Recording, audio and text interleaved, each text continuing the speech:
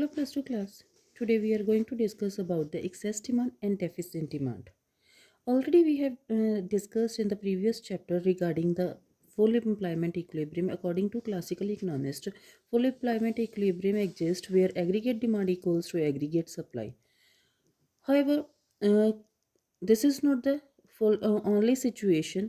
According to Keynes, equilibrium level may or may not be full employment level. It means that equilibrium level may exceed or fall short of the full employment level. Firstly, we are going to discuss about the excess demand. It is a situation when aggregate demand is more than the aggregate supply corresponding to full employment level of output in the economy. This is we are going to discuss that this is a situation this of a full employment level. Equilibrium situation ਅਸੀਂ ਇਹਨੂੰ ਬੋਲਦੇ ਹਾਂ. Aggregate supply curve is always of a 45 degree and this is aggregate demand. If our aggregate demand exceeds more than this level, this is new employment equilibrium ਸਾਡਾ ਹੋਏਗਾ. But in equilibrium always we are having a point where it is having a full employment level. This is actual. ਅਗਰ ਸਾਡਾ actual aggregate demand ਹੈ ਜਿਹੜੀ planned ਦੇ ਨਾਲੋਂ ਜ਼ਿਆਦਾ ਹੋ ਜਾਂਦੀ ਹੈ ਤਾਂ ਉਸ ਸਿਚੁਏਸ਼ਨ ਨੂੰ ਅਸੀਂ ਕੀ ਬੋਲਦੇ ਹਾਂ? This is a situation of, ਅਸੀਂ ਸਿਰਫ ਉਸ ਲਾਈਨ ਨੂੰ ਹੀ ਐਕਸਟੈਂਡ ਕਰ ਰਹੇ ਹਾਂ. This is a situation of excess demand. ਇਹਨੂੰ ਅਸੀਂ ਐਕਸੈਸ ਡਿਮਾਂਡ ਦੀ ਸਿਚੁਏਸ਼ਨ ਬੋਲਦੇ ਹਾਂ ਕਿਉਂਕਿ corresponding to full employment this is a full employment level. ਇਸ ਲੈਵਲ ਤੋਂ ਜਦੋਂ ਸਾਡੀ ਐਗਰੀਗੇਟ ਡਿਮਾਂਡ ਜ਼ਿਆਦਾ ਹੋ ਜਾਂਦੀ ਹੈ. Now this is a full employment equilibrium. This is planned aggregate demand. ਇਹ ਸਾਡੇ ਕੋਲ actual aggregate demand ਹੈ. Here it is given that when aggregate demand is more than the aggregate supply, this is a level where aggregate demand equals to aggregate supply corresponding to full employment level of. ਇਸ level ਤੋਂ ਜਦੋਂ ਸਾਡੇ ਕੋਲ aggregate demand ਇੰਨੀ ਜ਼ਿਆਦਾ ਹੋ ਜਾਂਦੀ ਹੈ, this is a situation of excess demand and this is also known as a inflationary gap.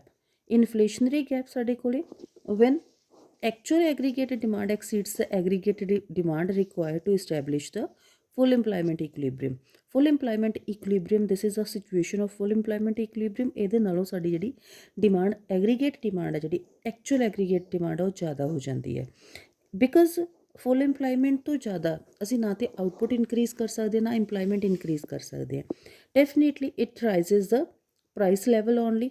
that's why this is also known as a inflationary gap. Reasons for excess demand. First is because of the rise in the propensity to consume. ਅਗਰ ਸਾਡੀ consumption tendency ਹੈ ਜਿਹੜੀ ਉਹ increase ਹੋ ਜਾਏਗੀ, means ਪਹਿਲਾਂ ਨਾਲੋਂ ਅਸੀਂ ਜ਼ਿਆਦਾ ਕੰਜ਼ਿਊਮ ਕਰ ਰਹੇ ਹਾਂ, ਬਿਕੋਜ਼ ਆਫ ਦੈਟ ਸਾਡੀ ਜਿਹੜੀ ਐਗਰੀਗੇਟ ਡਿਮਾਂਡ ਆ ਉਹ ਇਨਕਰੀਜ਼ ਹੋ ਜਾਂਦੀ ਹੈ. ਦੈਨ ਰਿਡਕਸ਼ਨ ਇਨ ਦਾ ਟੈਕਸਿਸ.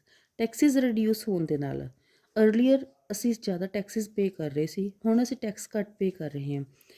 ਇਹਦੇ ਨਾਲ ਕੀ ਹੋਏਗਾ ਕਿ ਸਾਡੀ ਜਿਹੜੀ ਡਿਸਪੋਜ਼ੇਬਲ ਇਨਕਮ ਹੈ ਉਹ ਇਨਕਰੀਜ਼ ਹੋ ਜਾਏਗੀ and it leads to increase the aggregate demand. Increase in the government expenditure. Government public infrastructure ਦੇ ਉੱਤੇ ਉਹਨਾਂ ਨੇ ਜ਼ਿਆਦਾ ਐਕਸਪੈਂਡੀਚਰ ਕਰਨਾ ਸ਼ੁਰੂ ਕਰ ਦਿੱਤਾ, ਪਹਿਲਾਂ ਨਾਲੋਂ ਜ਼ਿਆਦਾ ਐਕਸਪੈਂਡੀਚਰ ਕਰ ਰਹੇ ਹੈ. ਤਾਂ ਉਹਦੇ ਨਾਲ ਕੀ ਹੋਏਗਾ, because expenditure, whatever the expenditure is done by the government, it's a part of the aggregate demand. ਤਾਂ ਸਾਡੇ ਕੋਲ aggregate demand increase ਹੋ ਜਾਏਗੀ. increase in investment. investment ਸਾਡੇ ਕੋਲ because aggregate demand equals to AD is equals to C plus I. ਅਗਰ ਸਾਡੀ I increase ਹੁੰਦੀ ਹੈ ਤਾਂ definitely aggregate demand ਵੀ ਵਧੇਗੀ. then fall in imports. earlier we are demanding the things from the other countries, ਉਹਦੇ ਨਾਲ ਸਾਡੀ ਅਸੀਂ ਆਪਣੀ ਜਿਹੜੀ ਡੋਮੈਸਟਿਕ ਡਿਮਾਂਡ ਹੈ ਉਹ ਘੱਟ ਕਰਦੇ ਸੀ. ਬਟ ਬਿਕੋਜ਼ ਹੁਣ ਅਸੀਂ ਇੰਪੋਰਟਸ ਘਟਾ ਦਿੱਤੇ ਆ ਤਾਂ ਇਹਦੇ ਨਾਲ ਕੀ ਹੋਏਗਾ, ਡੋਮੈਸਟਿਕ ਜਿਹੜੇ ਪ੍ਰੋਡਕਟਸ ਹੈ ਉਹਨਾਂ ਦੀ ਡਿਮਾਂਡ ਇਨਕਰੀਜ਼ ਹੋ ਜਾਏਗੀ. ਰਾਈਜ਼ ਇਨ ਐਕਸਪੋਰਟਸ ਵਧ ਗਈ ਕੰਪੈਰੇਟਿਵਲੀ, ਬਿਕੋਜ਼ ਇੱਥੇ ਅਸੀਂ ਹਾਇਰ ਇੰਟਰਨੈਸ਼ਨਲ ਪ੍ਰਾਈਸਿਸ ਦੇ ਕਰਕੇ ਅਸੀਂ ਆਪਣੇ ਇੰਪੋਰਟਸ ਨੂੰ ਘਟਾਇਆ ਸੀ, ਤਾਂ ਹੁਣ ਉਹਨਾਂ ਨੂੰ ਸਾਡਾ ਇਸ ਚੀਜ਼ ਦਾ ਬੈਨੀਫਿਟ ਮਿਲੇਗਾ ਬਿਕੋਜ਼ ਡੋਮੈਸਟਿਕ ਗੁੱਡਸ ਦੇ ਜਿਹੜੇ ਪ੍ਰਾਈਸਿਸ ਆ ਕੰਪੈਰੇਟਿਵਲੀ ਲੋ ਹੈ ਇੰਟਰਨੈਸ਼ਨਲ ਮਾਰਕੀਟ ਦੇ, then they will demand more goods from our country. ਤਾਂ ਡੋਮੈਸਟਿਕ ਪ੍ਰੋਡਕਟ ਦੀ ਜਿਹੜੀ ਡਿਮਾਂਡ ਉਹ ਇਨਕਰੀਜ਼ ਹੋ ਜਾਏਗੀ. Last is a deficit financing. Deficit financing is a situation where we are issuing the new currency because government deficit ਦੇ ਵਿੱਚ ਹੈ, government budget deficit ਦੇ ਵਿੱਚ ਹੈ, ਦੈਟਸ ਵਾਈ ਅਸੀਂ ਨਵੀਂ ਕਰੰਸੀ ਪ੍ਰਿੰਟ ਕਰਦੇ ਹਾਂ। ਅਗਰ ਨਵੀਂ ਕਰੰਸੀ ਪ੍ਰਿੰਟ ਹੋਏਗੀ, it leads to increase the money supply in the market. What is the impact of this excess demand? Because already we are at the full employment equilibrium where aggregate demand equals to aggregate supply. This is a situation of full employment. ਜਿੰਨੇ ਲੋਕ ਕੰਮ ਕਰਨਾ ਚਾਹੁੰਦੇ ਸਭ ਨੂੰ ਕੰਮ ਮਿਲਿਆ ਹੋਇਆ ਹੈਗਾ। ਹੁਣ ਐਗਰੀਗੇਟ ਡਿਮਾਂਡ ਇਹਦੇ ਤੋਂ ਜ਼ਿਆਦਾ ਹੋਗੀ, we are not able to increase the employment because already ਅਸੀਂ ਫੁੱਲ ਇੰਪਲਾਇਮੈਂਟ ਸਿਚੁਏਸ਼ਨ ਦੇ ਉੱਤੇ ਹੈ। There is no change in the employment. Output ਦੇ ਵਿੱਚ ਵੀ ਕੋਈ ਚੇਂਜ ਨਹੀਂ ਹੋ ਸਕਦੀ। ਫਿਰ ਅਗਰ ਇੰਪਲਾਇਮੈਂਟ ਅਸੀਂ ਚੇਂਜ ਨਹੀਂ ਕਰ ਸਕਦੇ then no change in output also. Just ਕੀ ਰਾਈਜ਼ ਹੋ ਰਿਹਾ? Price level. That's why this is a inflationary tendency. Then effect on output, there is no effect on the output because already ਅਸੀਂ full employment level ਦੇ ਉੱਤੇ, ਸਾਡੇ ਕੋਲ ਕੋਈ Idol capacity ਨਹੀਂ ਬਚੀ ਹੋਏਗੀ। Full effect on employment, already full employment ਦੇ ਉੱਤੇ ਆ। ਇਨਵੋਲੰਟਰੀ ਅਨਇੰਪਲਾਇਮੈਂਟ ਸਾਡੇ ਕੋਲ ਬਿਲਕੁਲ ਹੀ ਨਹੀਂ ਹੈ। ਅਸੀਂ ਕਿਸੇ ਨੂੰ ਧੱਕੇ ਦੇ ਨਾਲ ਕੰਮ ਨਹੀਂ ਕਰਵਾ ਸਕਦੇ, ਬਿਕੋਜ਼ ਆਫ ਦੈਟ ਅਸੀਂ ਇਹਦੇ 'ਤੇ ਕੋਈ ਇਫੈਕਟ ਨਹੀਂ ਪਏਗਾ। then there is a rise in the general price level. This is also known as a inflation. That's why ਇਹਨੂੰ ਅਸੀਂ inflationary gap ਵੀ ਬੋਲਦੇ ਹਾਂ। Opposite to excess demand, we are having the situation of deficit demand. This is totally opposite to the excess demand. It refers to the situation when aggregate demand is less than the aggregate supply corresponding to full employment level. Full employment level ਦੇ ਨਾਲੋਂ ਸਾਡੇ ਕੋਲੇ ਘਟ ਜਾਏਗਾ। Already ਅਸੀਂ ਕੀਤਾ ਹੋਇਆ। This is a situation where aggregate demand intersects aggregate supply. This is a situation of full employment. ਇਹਨੂੰ ਅਸੀਂ ਫੁੱਲ ਇੰਪਲਾਇਮੈਂਟ ਦੀ ਸਿਚੁਏਸ਼ਨ ਬੋਲਦੇ ਹਾਂ। ਅਗਰ ਸਾਡੀ ਐਗਰੀਗੇਟ ਡਿਮਾਂਡ ਸ਼ਾਰਟਫਾਲ ਕਰਦੀ ਹੈ corresponding to the full employment level, means this is aggregate demand ਜਿਹੜੀ ਸਾਡੇ ਕੋਲ ਐਕਚੁਅਲ ਦੇ ਵਿੱਚ ਹੈ, ਇਹਦੇ ਨਾਲੋਂ ਸ਼ਾਰਟਫਾਲ ਕਰ ਗਈ। ਸਾਡੇ ਕੋਲ ਹੁਣ ਇਸ ਕਰਸਪੋਂਡਿੰਗ ਟੂ ਦਿਸ ਲੈਵਲ ਸਾਡੇ ਕੋਲ ਇੰਨੀ ਘੱਟ ਹੈ। This is a situation of deficit demand. ਇਹਨੂੰ ਅਸੀਂ ਡੈਫਿਸਿਟ ਡਿਮਾਂਡ ਬੋਲਦੇ ਹਾਂ because here it is written actual when aggregate demand is less than aggregate supply. This is a place corresponding to full employment level. This is a place where aggregate demand meets aggregate supply. ਤਾਂ ਇਹਦੇ corresponding ਸਾਡੇ ਕੋਲ ਇੰਨੀ ਘੱਟ ਹੈ। This is also known as a deflationary gap. This is a full employment equilibrium. Full employment ਤੋਂ ਕਿੰਨਾ ਘਟ ਗਿਆ? ਇੰਨਾ ਜ਼ਿਆਦਾ। This is a deflationary gap and this is a situation of underemployment because ਇਸ ਲੈਵਲ ਤੋਂ ਘੱਟ ਆ ਰਿਹਾ। This is a full employment. Full employment ਤੋਂ ਜਦੋਂ ਸਾਡੇ ਕੋਲ ਐਕਚੁਅਲ ਦੇ ਵਿੱਚ ਇੰਪਲਾਇਮੈਂਟ ਆ ਜਿਹੜੀ that is less, this is under employment. ਇੰਨੀ ਇੰਪਲਾਇਮੈਂਟ ਘੱਟ ਗਈ ਹੈ। ਇੰਪੈਕਟ ਅਗਰ ਅਸੀਂ ਦੇਖੀਏ ਪਹਿਲਾਂ ਆਲਰੇਡੀ ਕੀਤਾ ਸੀ, ਸਾਡੀ ਇੰਪਲਾਇਮੈਂਟ ਘੱਟ ਜਾਏਗੀ। It leads to decrease in the output also and price level ਵੀ general price level deflationary gap ਦੇ ਕਰਕੇ ਘੱਟ ਜਾਏਗਾ। What is a deflationary gap? It is a gap by which actual aggregate demand falls short of aggregate demand required to establish full employment. Required to establish ਸਾਡੇ ਕੋਲ actual ਆਉਂਦਾ but ਸਾਡੀ ਜਿਹੜੀ aggregate demand ਹੈ ਉਹਦੇ ਨਾਲੋਂ ਘੱਟ ਗਈ ਹੈ। Then reasons for the deficit demand.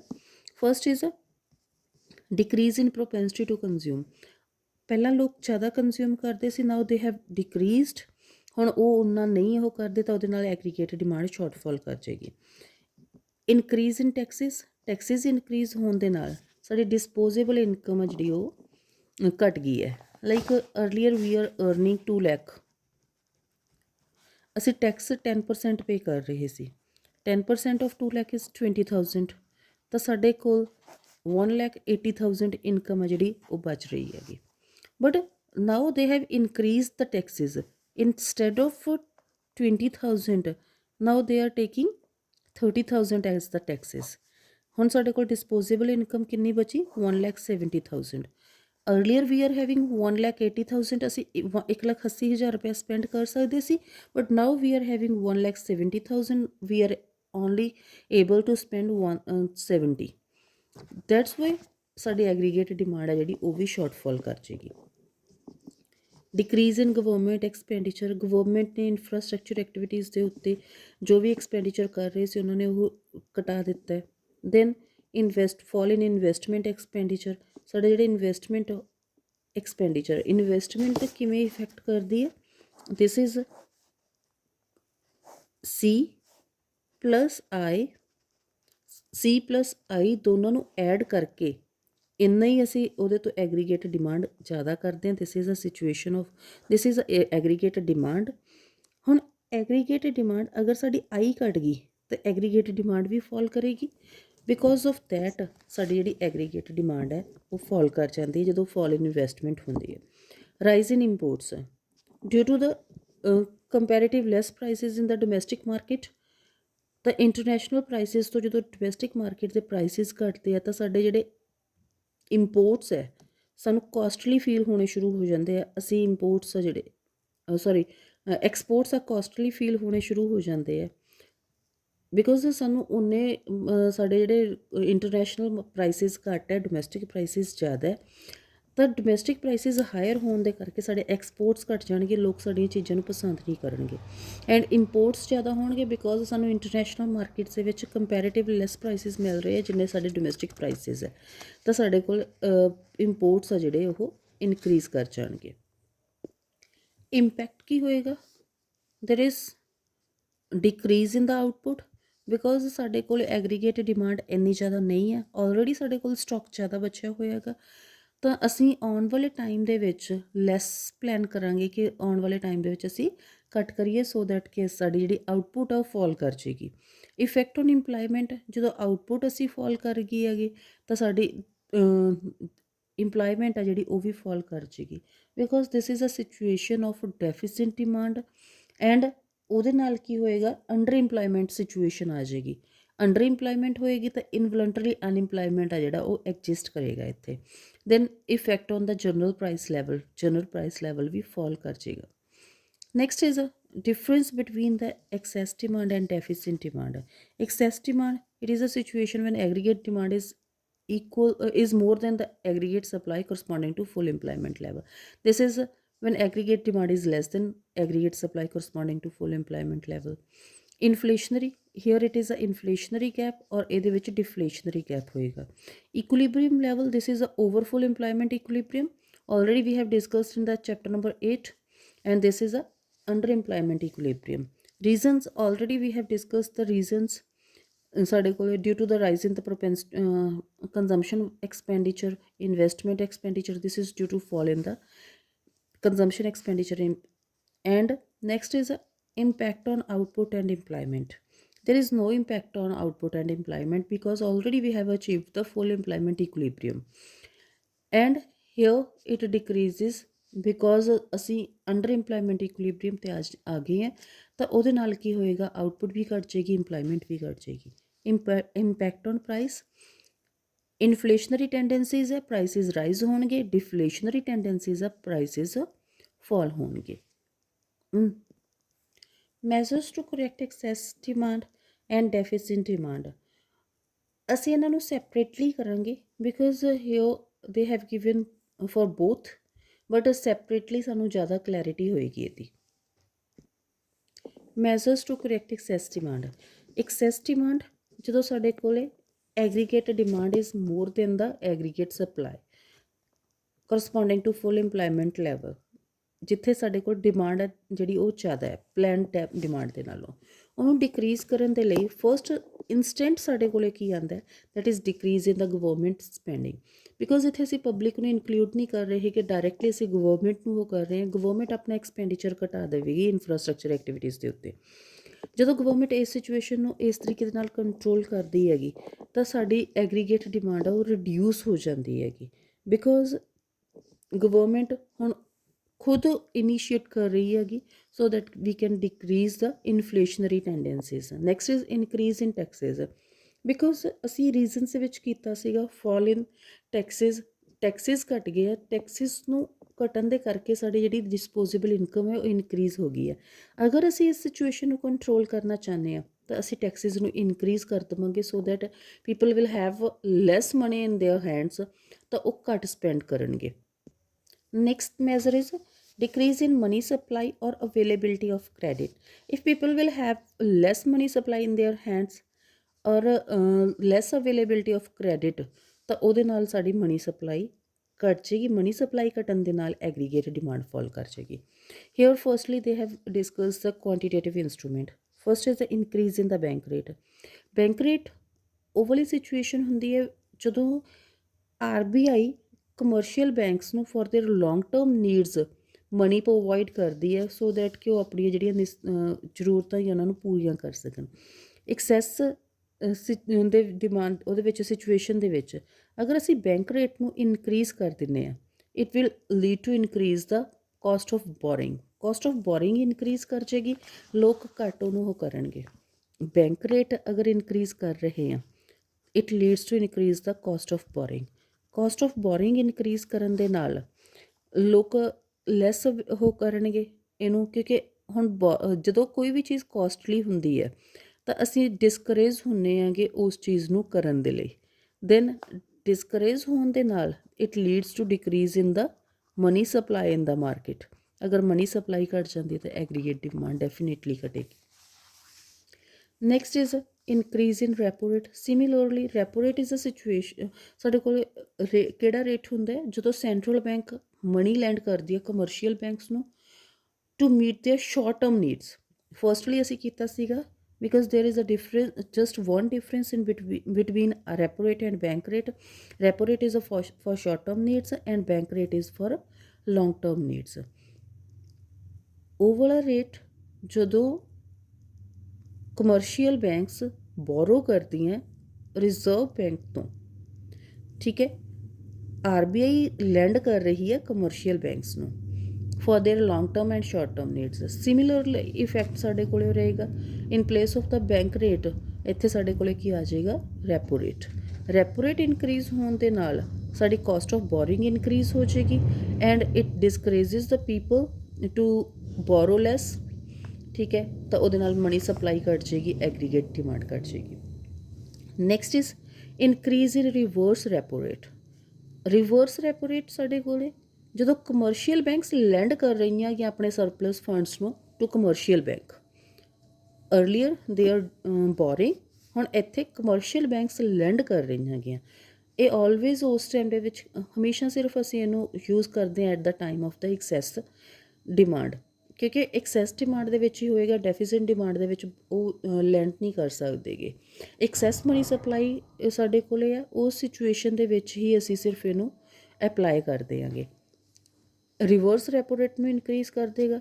Now commercial banks will park more funds to the reserve bank, ਤਾਂ ਅਗਰ ਉਹ ਰਿਜ਼ਰਵ ਬੈਂਕ ਕੋਲ ਜ਼ਿਆਦਾ ਉਹ ਕਰ ਰਹੇ ਆ ਤਾਂ ਫੰਡਸ ਸਾਡੇ ਕੋਲ ਕਿੱਥੇ ਜਾ ਰਹੇ ਹੈਗੇ, ਰਿਜ਼ਰਵ ਬੈਂਕ ਕੋਲ।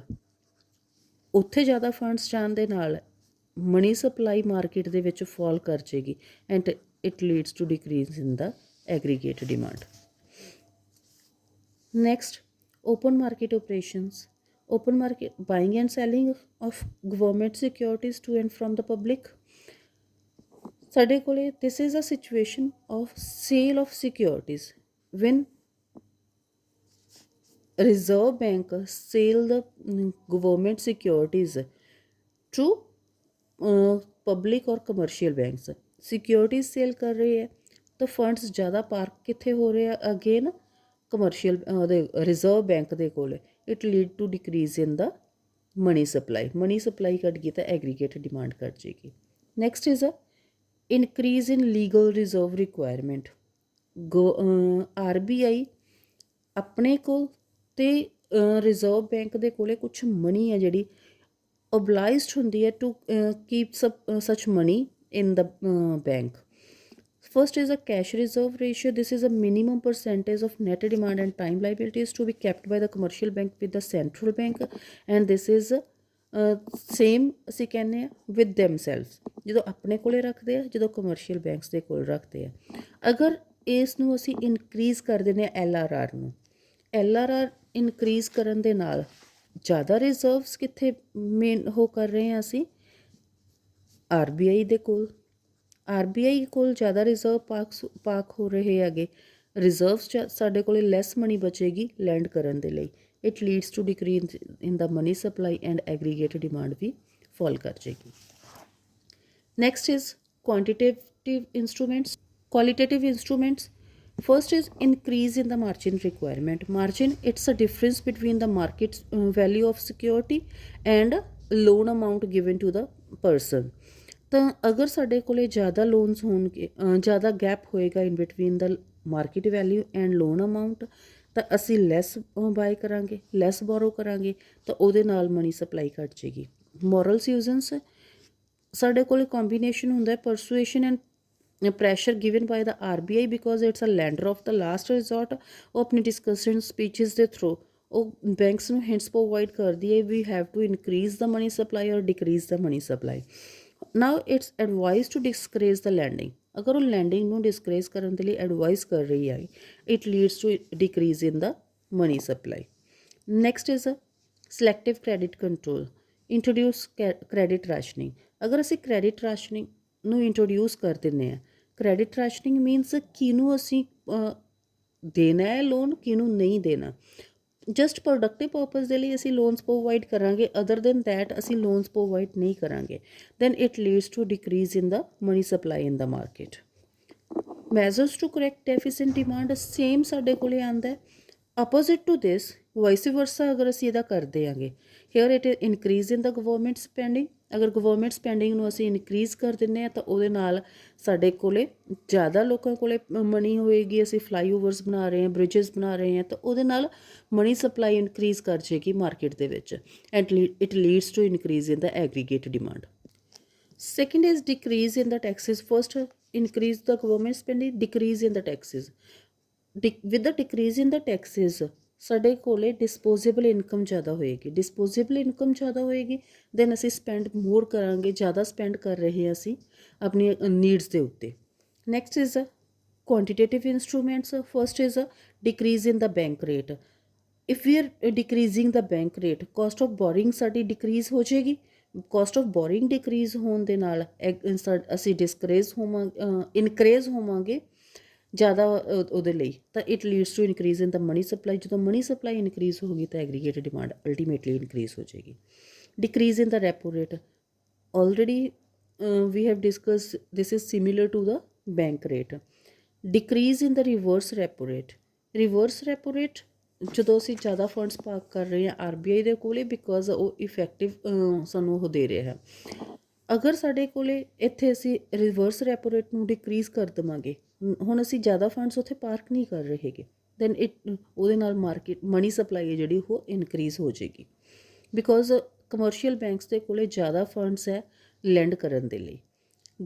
Purchase of securities, this is OMO, open market operations ਦੇ ਅੰਡਰ ਸਾਡੇ ਕੋਲ ਅਗਰ ਅਸੀਂ ਸਿਕਿਉਰਿਟੀਜ਼ ਨੂੰ ਪਰਚੇਜ਼ ਕਰ ਲੈਂਦੇ ਹਾਂ, ਸਿਕਿਉਰਿਟੀਜ਼ ਪਰਚੇਜ਼ ਕਰ ਲਈਆਂ ਤਾਂ flow of funds towards public ਹੋਏਗਾ, ਤਾਂ ਉਹਦੇ ਨਾਲ ਜਦੋਂ ਪਬਲਿਕ ਕੋਲੇ ਫੰਡਸ ਜ਼ਿਆਦਾ ਆਉਣਗੇ it leads to increase in the money supply in the market ਔਰ ਅਲਟੀਮੇਟਲੀ ਐਗਰੀਗੇਟ ਡਿਮਾਂਡ ਇਨਕਰੀਜ਼ ਕਰ ਜਾਏਗੀ।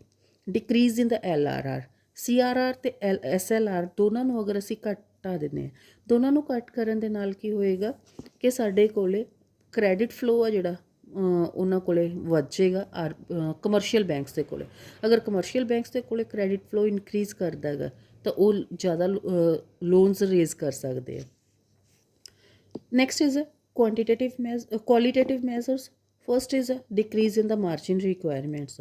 ਮਾਰਜਿਨ ਰਿਕੁਆਇਰਮੈਂਟਸ ਨੂੰ ਅਗਰ ਅਸੀਂ ਡਿਕਰੀਜ਼ ਕਰ ਦਿੰਦੇ ਹਾਂ ਤਾਂ ਪੀਪਲ ਜ਼ਿਆਦਾ ਇਨਕਰੇਜ ਹੁੰਦੇ ਆ ਲੋਨ ਲੈਣ ਦੇ ਲਈ, ਤਾਂ ਉਹਦੇ ਨਾਲ ਮਨੀ ਸਪਲਾਈ ਇਨਕਰੀਜ਼ ਕਰ ਜਾਂਦੀ ਹੈ। Advice to encourage lending. Moral suasions ਦੇ ਵਿੱਚ ਅਗਰ ਅਸੀਂ ਐਡਵਾਈਜ਼ ਕਰਦੇ ਆਂਗੇ ਕਿ ਉਹ ਕਿਉਂਕਿ ਕਮਰਸ਼ੀਅਲ ਬੈਂਕ ਇਹ ਕਹਿੰਦੇ ਹੈਗੇ ਕਿ ਤੁਸੀਂ ਹੁਣ ਜ਼ਿਆਦਾ ਲੋਨਸ ਪ੍ਰੋਵਾਈਡ ਕਰਨੇ ਆ, ਤਾਂ ਉਹਦੇ ਨਾਲ ਕੀ ਹੋਏਗਾ ਕਿ ਅਸੀਂ ਲੋਕਾਂ ਨੂੰ ਜ਼ਿਆਦਾ ਇਨਕਰੇਜ ਕਰਾਂਗੇ, it leads to increase in the money supply in the market, ਜ਼ਿਆਦਾ ਕ੍ਰੈਡਿਟ ਫਲੋ ਹੋਏਗਾ। Withdrawal of credit rationing under selective credit control. ਅਗਰ ਅਸੀਂ ਕ੍ਰੈਡਿਟ ਰਾਸ਼ਨਿੰਗ ਨੂੰ ਵਿਡਰੋ ਕਰ ਲੈਂਦੇ ਹਾਂ now everyone is able to take the loans, credit flow increase कर जाएगा, क्रेडिट फ्लो इंक्रीज कर देता, it leads to increase in the money supply in the market. Monetary policy versus fiscal policy।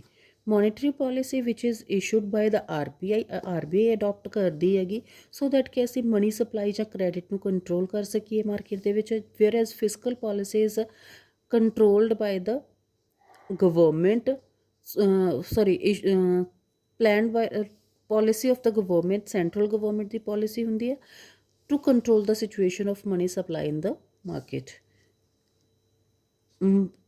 This is pursued by the central bank, RBI pursue करती है, this is pursued by the government of a country। Tools, already we have discussed the tools, bank rate, repo rate, reverse repo rate, OMO, legal LR हो गया, margins, all the tools whatever we have discussed now, this is under the monetary policy। fiscal policy ਸਾਡੇ ਕੋਲ expenditure policy होगी, revenue policy, public borrowing, deficit financing, these are the tools which are comes under the fiscal policy। Next is excess demand and deficit demand in three sector economy। Already we have discussed in a two sector economy, now this is a situation of three sector economy। this is aggregate supply, this is aggregate demand, C+I करते हैं। अगर government अपना part ਇਹਦੇ ਵਿੱਚ initiate ਕਰਦੀ ਹੈ, this is a C+I+G, government ਦੇ include ਹੋਣ ਦੇ ਨਾਲ ਸਾਡੀ ਜਿਹੜੀ ਐਗਰੀਗੇਟ ਡਿਮਾਂਡ ਹੈ ਉਹ ਰਾਈਜ਼ ਕਰ ਜਾਂਦੀ ਹੈ। Remedy for deficit demand, deficit demand ਦੇ ਲਈ ਅਸੀਂ ਕਿਹੜੀ ਰੈਮੇਡੀ ਅਡਾਪਟ ਕਰਦੇ ਹਾਂ? Here we are having the situation of deficit demand.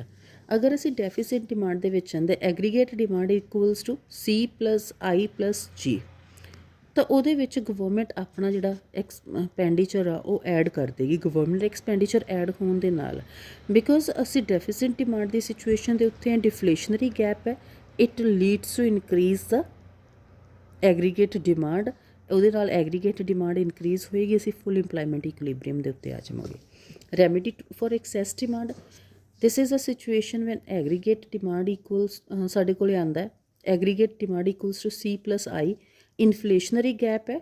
ਇਨਫਲੇਸ਼ਨਰੀ gap ਨੂੰ ਰਿਡਿਊਸ ਕਰਨ ਦੇ ਲਈ ਗਵਰਨਮੈਂਟ ਆਪਣਾ ਜਿਹੜਾ ਐਕਸਪੈਂਡੀਚਰ ਹੈ ਉਹ ਰਿਡਿਊਸ ਕਰ ਦਿੰਦੀ ਹੈ, ਤਾਂ ਅਸੀਂ ਫੁੱਲ ਇੰਪਲਾਈਮੈਂਟ ਇਕੁਇਲਿਬਰੀਅਮ 'ਤੇ ਆ ਜਾਂਦੇ ਹਾਂ। This is all about this chapter. Thank you.